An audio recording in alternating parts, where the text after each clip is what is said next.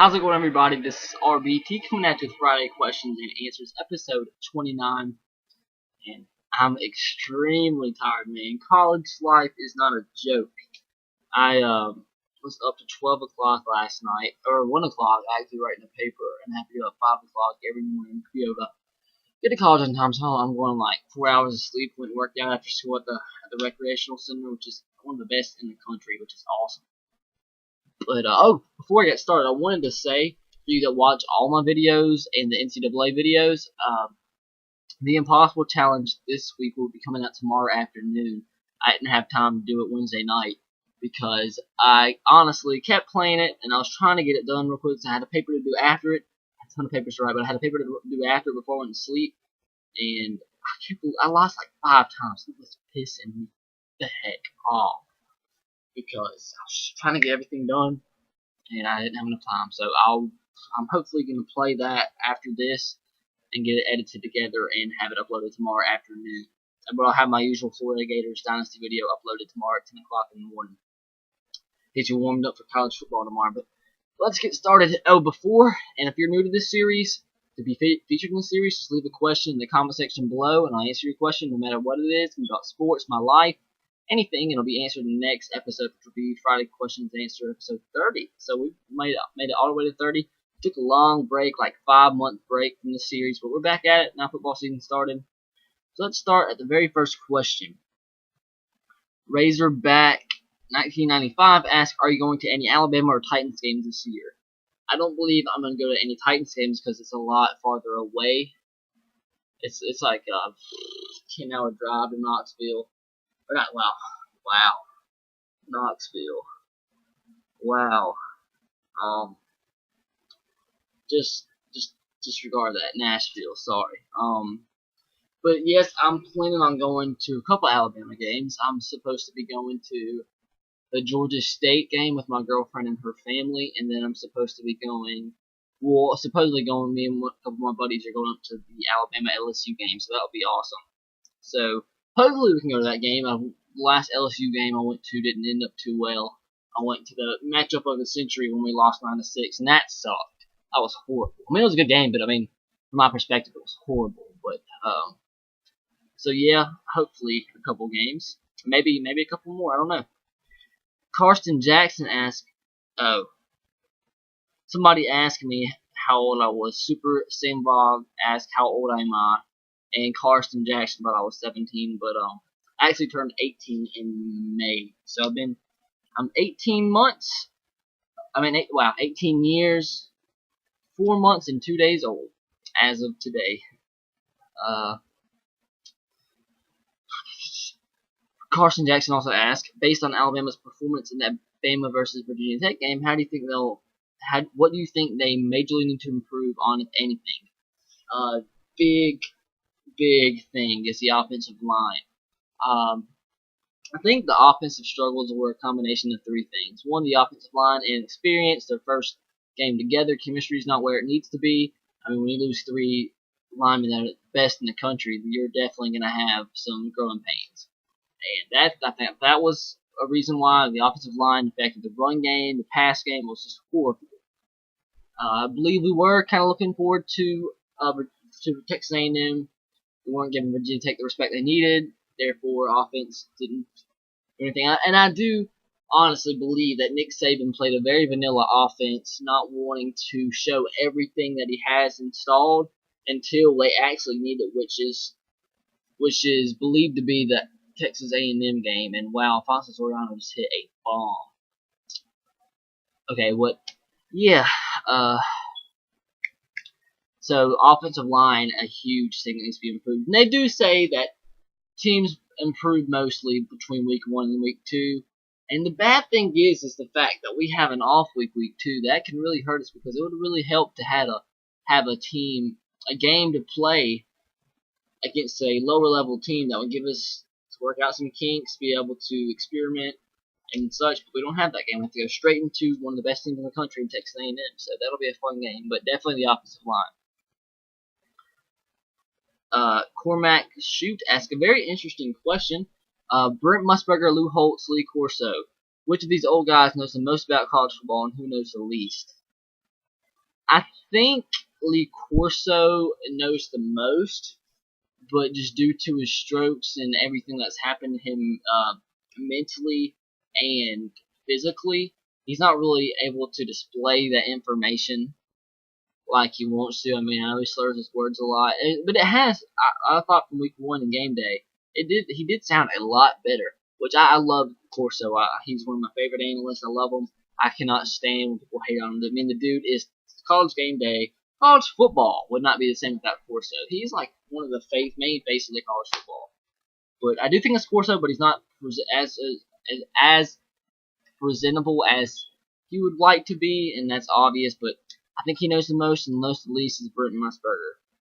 Lou Holtz, he knows a lot, but I think I'd give Corso the edge. I'd give Corso the edge there. Redskins fan 009 asks, "Are you happy that Vince Young got a roster spot on the Packers?" I was happy because, like I said, Vince Young's one of my favorite players, but he got cut, which is ridiculous. Why sign? They dropped Graham Harrell, who was their longtime backup, and then they signed Vince Young and dropped him. They dropped Graham Harrell to pick up Vince Young, but then they dropped Vince Young. That was an idiotic move. That I believe so. That's stupid. And hopefully, I'm not sure. If you guys will give me just a second, I want to see if Vince Young got picked up by anybody. So I'm honestly not sure. Maybe, oh no, they couldn't add him to his practice squad. No, he is a free agent still.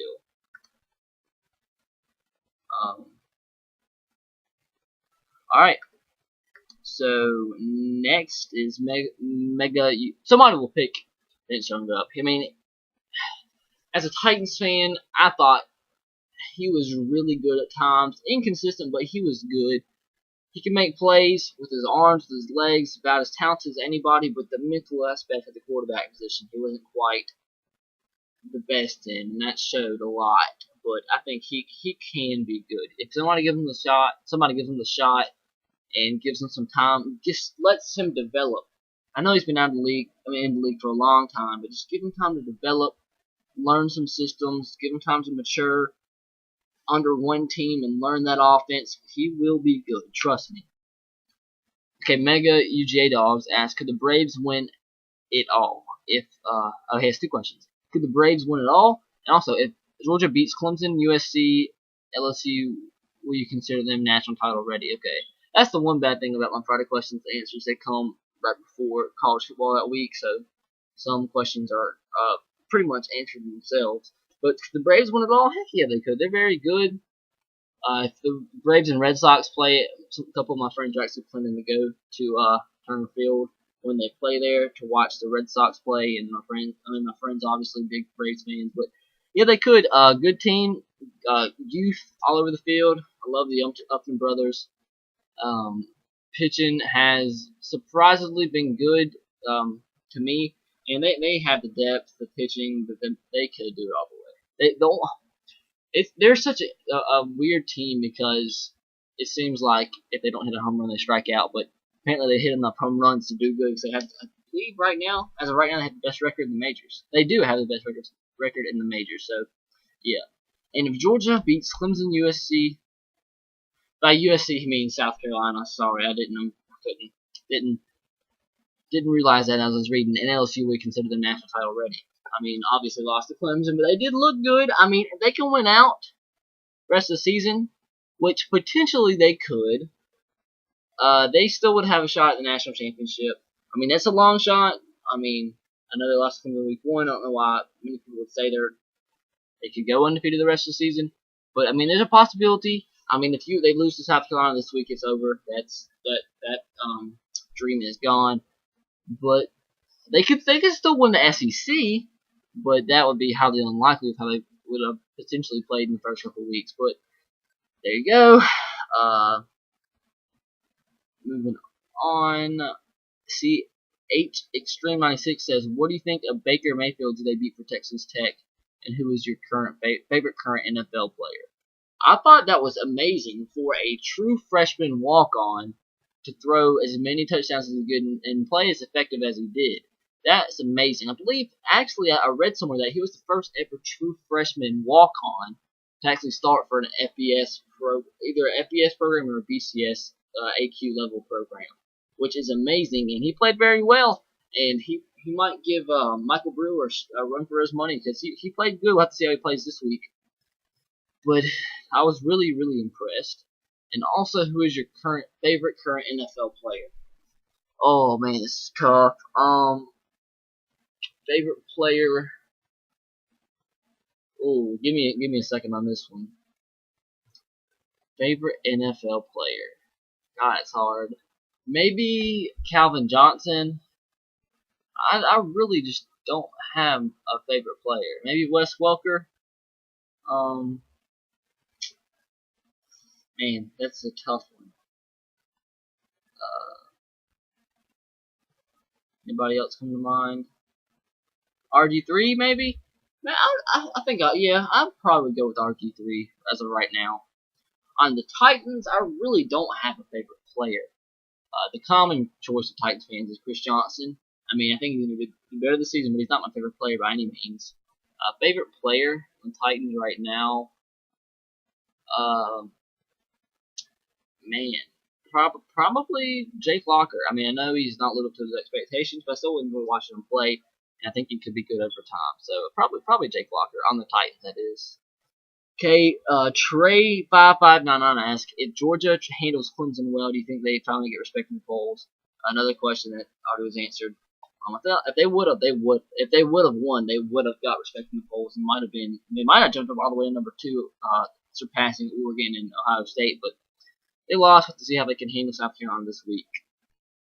Redskins fan 009 asks, who will be the worst team in the NFL this year? Definitely the Redskins. I cannot see them do. I'm kidding. I'm just picking on you. The worst team probably maybe the Jaguars. Yeah, or the Jets. The Jets, I think, could go 0-16. That's how bad they are. They're horrible. So it's a toss up between the Jets and the Jags. MGS1 fan 123 asks, I have 2 questions. What do you think about the upsets with Kansas State and Oregon State, along with a couple other teams? Number 2, do you think Washington, with their win against number 19 Boise State, is going to scare in the Pac-12 North? I think it's just answering your first question. It's just a combination and an example of how FCS teams are closing the gap, not necessarily talent-wise, but competitiveness-wise. I mean, you got a team like Kansas State who won the Big 12 last season. They're not going into the season respecting a team like North Dakota State. And fans are like, who? Why would play North Dakota State? And then Kansas State goes out, gets beat by them. And I mean, that just shows you why we should not break away. Power conferences shouldn't break away because there's more balance than people actually believe in college football. That's why we should still play the FCS. I'm not playing the FCS teams every week, but man, once a year maybe for each team playing FCS team. I mean, I'm fine with that because that's great about college football is the potential upsets that shock you. I mean, 7 FCS teams beat FBS teams last week. That's a big number, and one of those being my current college that I'm enrolled in, South Alabama. Got beat by Southern Utah.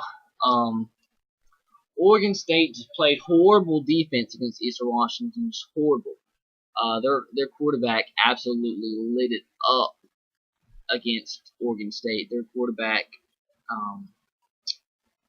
was amazing. And I mean, when you have a good quarterback that can spread the ball around, can run, you can compete with anybody. I mean, if you have a good quarterback, if you have an amazing quarterback, you can beat anybody. And that's how important the quarterback position is. I know he doesn't play defense, but as long as you score every drive, you're gonna be in the game. So if you have a good quarterback, you can beat anybody. I mean, honestly. And number 2, do I think Washington will scare in the Pac-12 North? Yes. Looking back at my preseason predictions, I kind of wish I could. I was going back and forth between whether I should put Washington as the dark horse to win the Pac-12 North or Oregon State.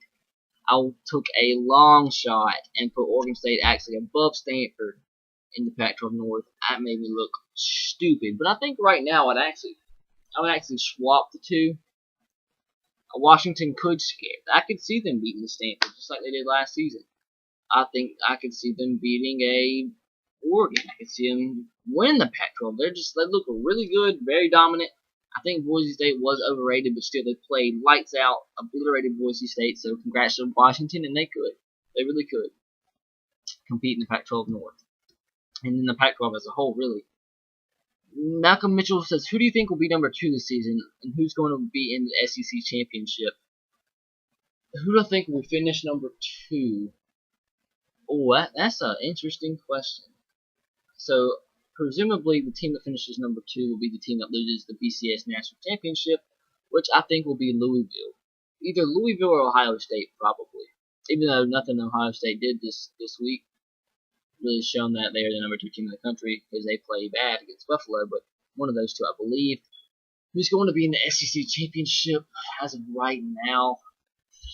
It's tough, but I would go with Alabama and South Carolina. Georgia, well, I mean, that really is based on what happens this week, but I think South Carolina could be able to handle Georgia, but Georgia could come out and beat them easily. It's a toss-up right there, but right now I say Alabama versus South Carolina. Because South Carolina didn't impress me last week against North Carolina. They could have put up some more points, but that weather delay was just really weird. Alright, Mega Basketball Boy 12 asks, how good do you think Ole Miss will be this season? And who do you think they could upset in the SEC this season? Ole Miss, I believe, is going to be good. I think I said this, and I'm not sure. I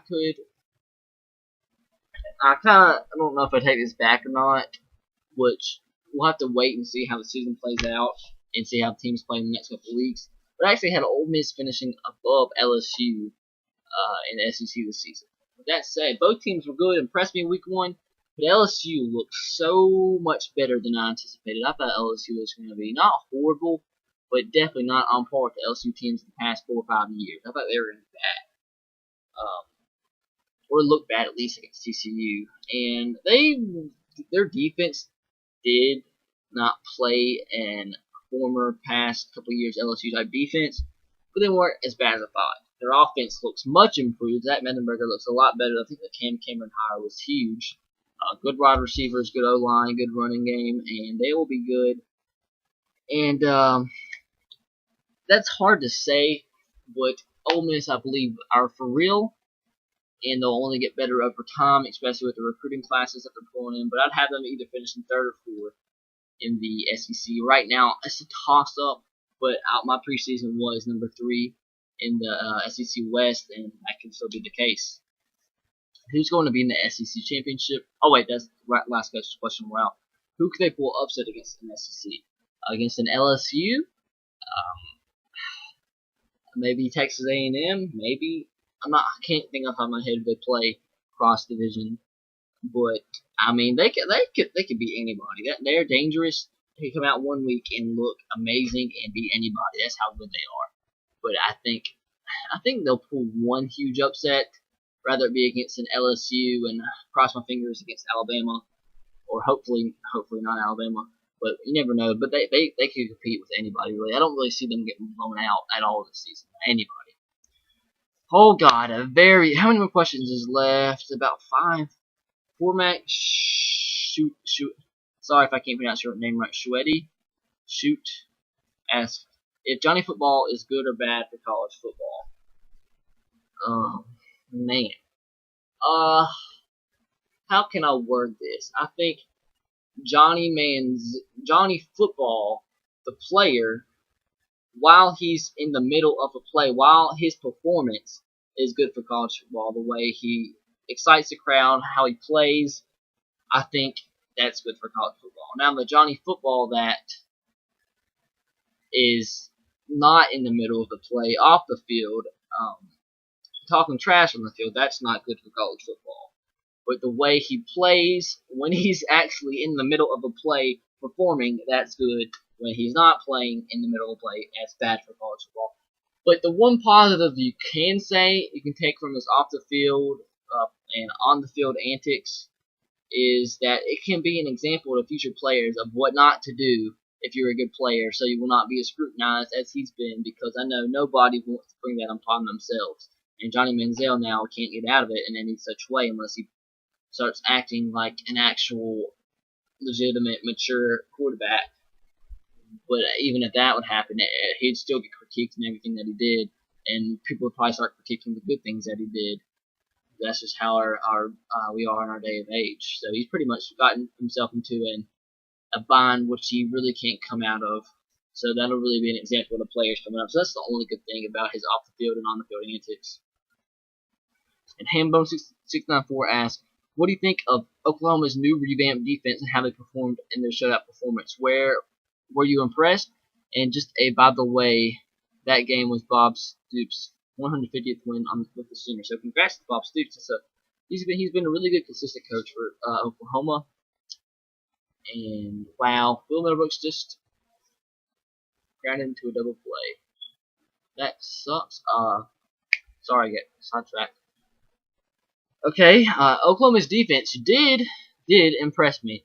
I thought they were going to be played very close against Louisiana Monroe, who has a great offense, a great quarterback in Colton Browning, and they shut him out. That surprised me. I don't think Oklahoma's offense is on par as it's been in the last couple of years. Trevor Knight didn't play good, and their offense, I believe, isn't going to be as good as in years past, but their defense will compensate for that, I believe. And if you have a good defense, you can compete with anybody and win against anybody. But yeah, I was impressed, definitely, with their defense. Razorback 1995 asks how many years you think Saban has left with Alabama. If I'm not mistaken, his contract runs through somewhere in between the 17, 18, 19 seasons. The 2017, 18, 19 seasons. But that could potentially be his last couple of years. 6 years, I believe, is a big number. So whenever, I can't think off the top of my head when it ends. It's in the late 20s,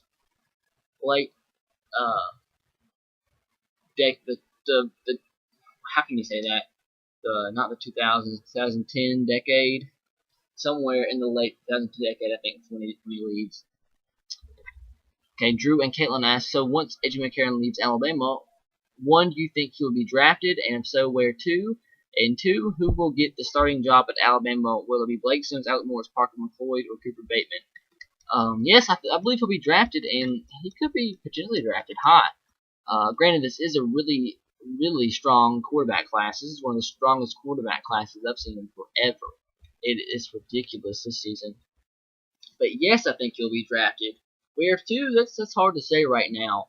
But with the quarterbacks coming out, I'm not sure if he'd be drafted to a team looking for a number 1 starter, maybe for a team that's looking for a starter in the next couple of seasons.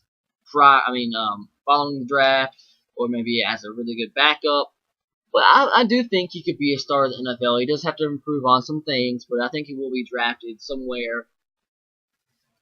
This could be a long shot, but maybe late first round, somewhere in the late first rounds to the late third rounds, and it could be drafted probably before the third round. Maybe to be safe about it, I'd say anywhere in the second round. I believe he'll be drafted, and I'm not sure who to, and who will win the starting job next season. That's gonna be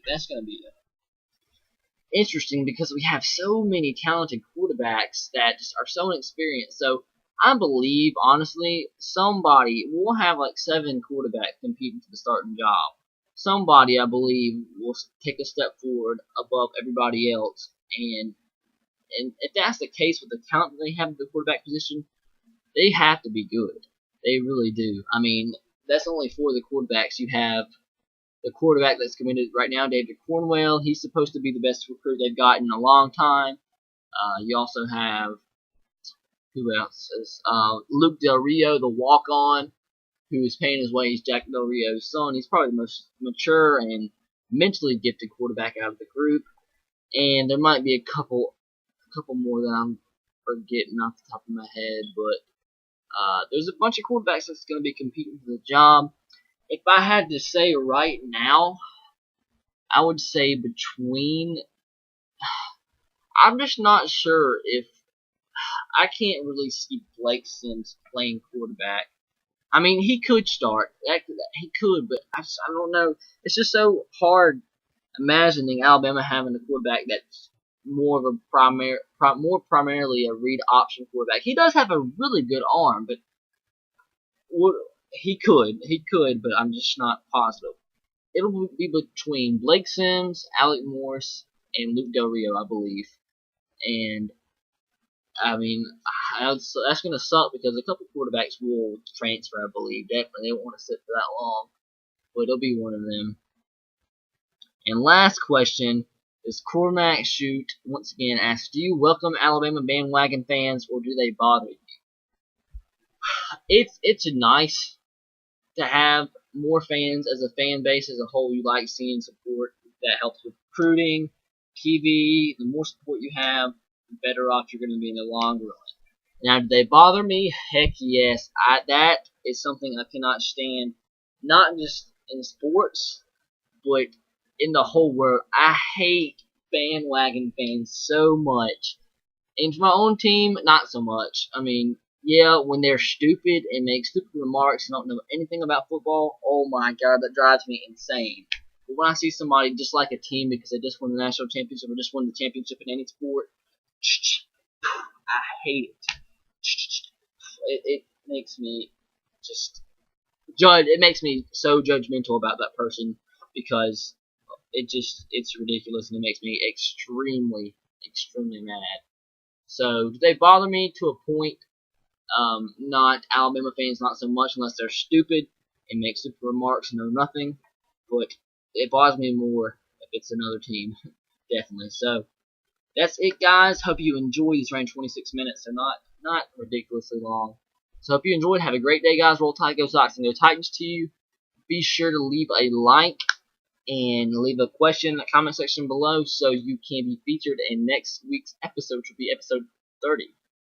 And also, real quick, since it's ran kind of late, I can't be positive right now that I'll be able to upload that Impossible Challenge tomorrow. I'll try my best, but it'll take about 30 minutes at least to play. And there's a football game that I want to watch, and that I'm not going to miss a football game for playing a video game any day of the week. No. So I apologize, but I might be able to play the game after that football game, but I need to get rest. I got to get rest to be ready for next week. I got to. So maybe I'll be able to record it tonight and edit it in the morning. And depending on what time it is and how I'm feeling, I might be able to edit it tonight.